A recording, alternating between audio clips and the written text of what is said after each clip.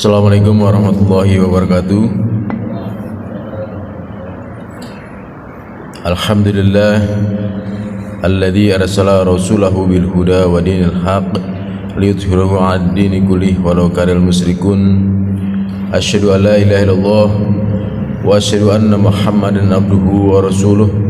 Allahumma shalli ala Muhammad wa ala Muhammad kama shallaita ala Ibrahim wa ala Ibrahim innaka Hamidum Majid. Seperti biasa pada setiap hari Rabu kami akan bacakan tanya jawab Islam, kumpulan tanya jawab Islam dari tim Majelis Tarjih Pimpinan Pusat Muhammadiyah. Pada kesempatan hari ini akan saya bacakan tentang masalah sholat. Pertanyaannya adalah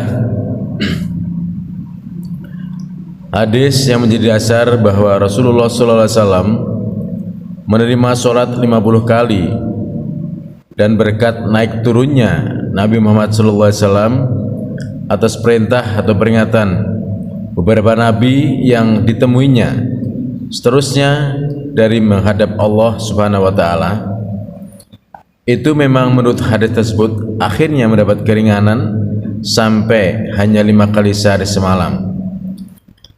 Hadis tersebut memang sahih fis sanad, tapi apakah sahih fil matan? Apa sahih tersebut dalam jami' Sahih Bukhari? Kalau memang tercantum, tolong juz berapa dan halaman berapa?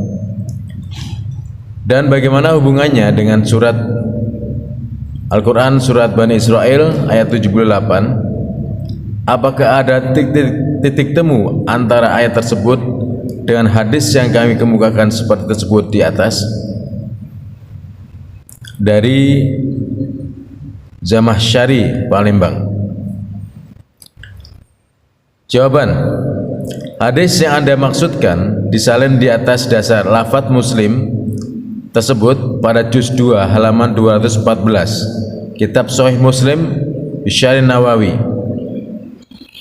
Dalam arti yang sama tersebut juga dalam juz 1 halaman 13 atau juz 4 halaman 3 halaman 38 Sahih Bukhari berdasarkan Syarih Al-Kimani dengan lafadz antara lain sebagai berikut. Artinya, kemudian Allah memfardukan atau memberi kewajiban atas umatku 50 sholat.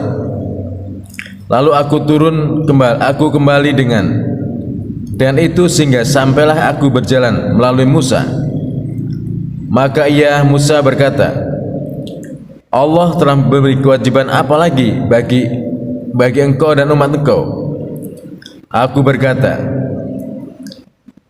Dia telah memberi kewajiban 50 kali sholat. Ia berkata, hendaklah engkau kembali kepada Tuhan engkau, karena umatmu tidak akan sanggup menerima kewajiban itu. Lalu ia mengembalikan aku. Lantas Tuhan mengurangi separuhnya.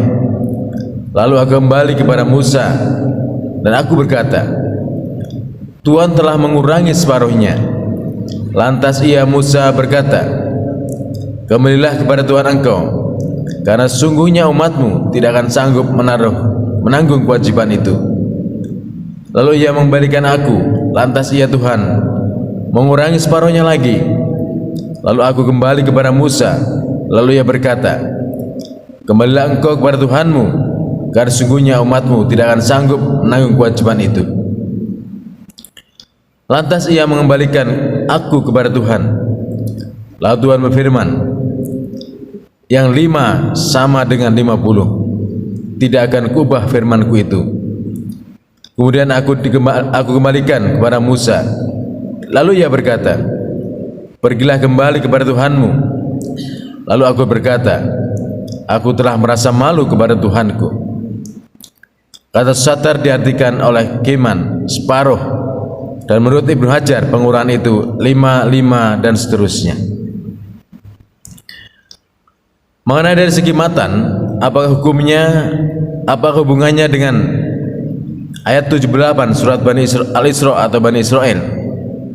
Apakah ada titik temu antara hadis di atas dan hadis tersebut tujuan bahwa kewajiban untuk melakukan sholat selain berdasar kepada berbagai ayat yang banyak jumlahnya, juga berdasarkan hadis tentang diperintahkan Nabi untuk melakukan sholat sehari semalam 5 kali, yang dalam ayat 78 surat Isra dinyatakan waktunya telah tergelincir matahari sampai malam.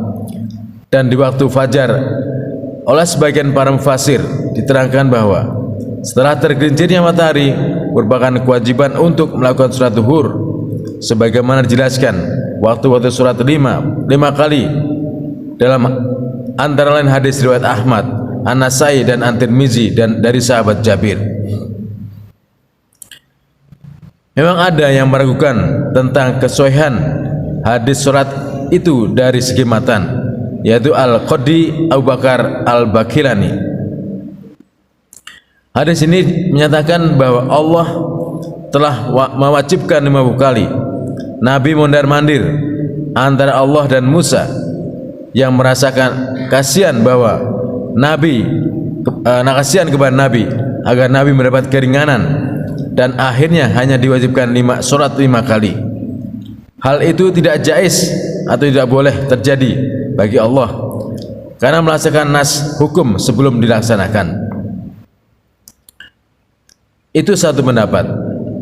Bukankah bagi Allah segalanya serba mungkin? Kalau demikian, yang dikehendaki oleh Allah bukankah dapat dan mungkin terjadi? Dapat diajukan penafsiran bahwa pengurangan 50 menjadi 5 waktu itu memberi keyakinan betapa besarnya rahmat Allah kepada hambanya, sejalan dengan perkembangan hidup yang akan dialami oleh umat Nabi penutup, sehingga sholat dicukupkan dalam 5 waktu saja. Yang penting bukan mempersoalkan asal pendapat dan kewajiban-kewajiban 5 waktu itu berasal dari usul pengurangan dari kewajiban sholat yang tadinya berjumlah 50 kali, tetapi telah menjadi kesepakatan dasar para ulama menetapkan kewajiban sholat 5 kali. Ialah banyak hadis yang bernilai sahih. Barangkali benar apa yang dikatakan Al-Qurtubi dalam kitab Al-Jami' Al-Ahkamil Qurani juz 10 halaman 210 menulis sebagai berikut: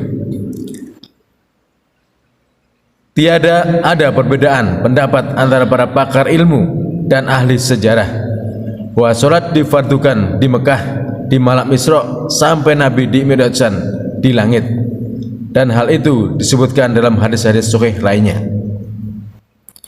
Yang kedua, sholat yang khusyuk. Pertanyaan: apakah sholat seseorang akan diterima oleh Allah Subhanahu wa Ta'ala jika tidak khusyuk? Bagaimana cara agar sholat itu dapat dilakukan dengan khusyuk? Dari Zamahsari, Palembang. Jawaban: khusyuk memang sesuatu yang patut diupayakan dalam sholat kita.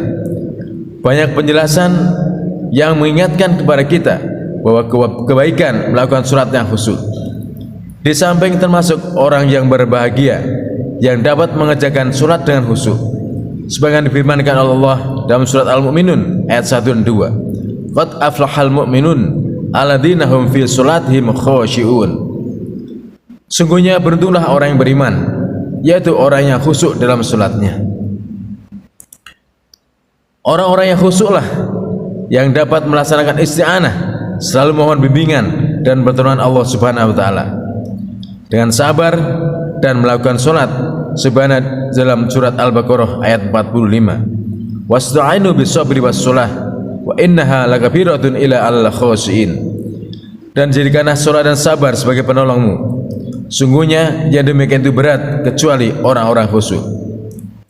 Sejauh pemantauan baik dalam Al-Quran maupun sunnah Nabi Sallallahu Alaihi Wasallam, tidak didapati sesuatu yang mensyaratkan diterimanya surat itu tidak hanya dilakukan oleh orang yang khusyuk saja, tapi ada pernyataan ayat yang menyatakan bahwa orang yang sholatnya dilakukan dengan tidak sepenuhnya, dalam arti hanya perkataan dan perbuatan saja yang menggambarkan sholat, padahal hatinya lalai, tidak konsisten dengan ucapan dan perbuatan dalam sholat, misalnya dalam ruku dan sujud, termasuk orang yang tidak sepenuhnya beragama, dan orang yang tidak beragama seperti tersebut dalam surat Al-Mu'minun ayat 1, 3, dan 4. Ini tidak berarti tidak perlu dilakukan sholat kalau belum khusyuk, melainkan perlu ditingkatkan sholat yang belum dilaksanakan sepenuhnya. Demikian pula khusyuk dalam sholat perlu selalu diusahakan untuk ditingkatkan semaksimal mungkin, yang dapat kita lakukan sampai akhirnya sedikit demi sedikit dapat kita capai seperti yang diharapkan. Soal diterimanya sholat oleh Allah itu kita serahkan sepenuhnya kepada Allah Subhanahu wa Ta'ala. Yang penting bagi kita terus berusaha meningkatkan kualitas sholat kita. Untuk itu hendaknya dengan kemauan dan usaha, minat dan niat, serta dengan penuh konsentrasi, dan selalu mohon pertolongan kepada Allah Subhanahu wa Ta'ala agar bisa mendapatkan kekhusyuan dalam sholat dengan mengikuti apa yang kita baca dengan lisan dan sepenuhnya dalam hati. Pertanyaan ketiga, kalau seorang Islam tapi tidak melakukan sholat kemudian sadar dan ia bertobat, wajibkah ia melunasi sholat itu selama ditinggalkan? Kalau wajib, mohon disebutkan Quran Sunnah yang menjadi dasar. Dari Pulau Panjang, Air Manggis. Jawaban, orang yang beragama Islam tetapi tidak melakukan sholat padahal tahu bahwa sholat merupakan kewajiban agamanya, maka orang tersebut orang yang berdosa karena melanggar kewajibannya. Karena dengan sadar, kalau kemudian sadar dan bertobat, maka tobatnya diterima dan diampuni dosanya, sebagaimana sabda Nabi SAW dari Ibnu Majah, riwayat Ibnu Majah dari Ibnu Mas'ud dengan nilai hasan, at-tabi'u minadz-dzambi kaman la dzambalah. Orang yang bertobat dan dosanya seperti orang yang tidak mempunyai dosa lagi. Orang yang berdosa tidak melakukan sholat, tidak ada keterangan dari Al-Quran maupun hadis yang mengharuskan secara tegas harus melunasi dengan melakukan sholat selama ia meninggalkan sholat. Lain halnya orang yang meninggalkan puasa dan haji karena uzur, maka dapat dilunasi di waktu lain. Dan kalau yang bersangkutan tidak mampu lagi, dapat tebus dengan berbagai makanan kepada fakir miskin. Sedang terhadap haji dapat dilakukan oleh anaknya.